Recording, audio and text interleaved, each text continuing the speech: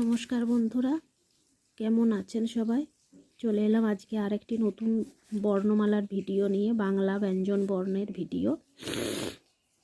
আমি অন্য অনেক ভিডিও আপলোড করেছি স্বরবর্ণ, ব্যঞ্জন বর্ণ। আজকে হলো ডয়ে শূন্য র, ডয়ে শূন্য র, ডয়ে শূন্য রয়ের দফা হলো শেষ।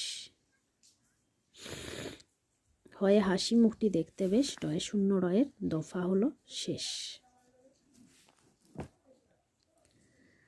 তো ডয় শূন্য রয়ের পূর্ণ মাত্রা থাকে। এভাবে আমরা বিন্দুগুলি করে দেবো। আগের ভিডিওতেও আমি বিন্দু দিয়ে সমস্ত বর্ণমালাগুলি দেখিয়েছি। বাচ্চাকে স্লেট পেন্সিলে লেখানোর ক্ষেত্রে খুব সহজ হয়, পেন্সিল মোটা থাকে, কিন্তু যখন খাতায় লেখানো হয় খুব ডিস্টার্ব করে, বাচ্চা লিখতে চায় না। আর এরকম বিন্দুওয়ালা বইও পাওয়া যায়।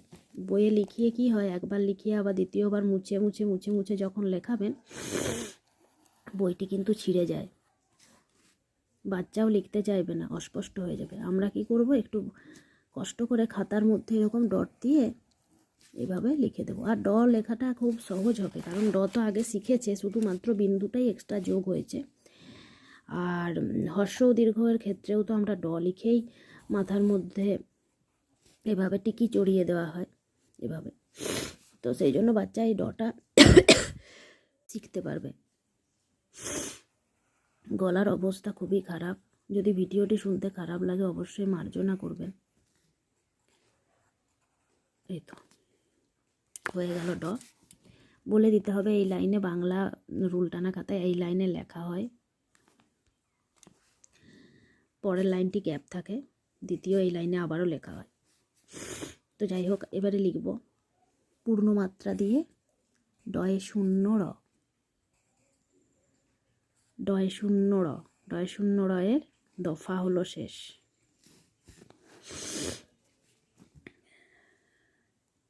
ডয়ে শূন্য রয়ের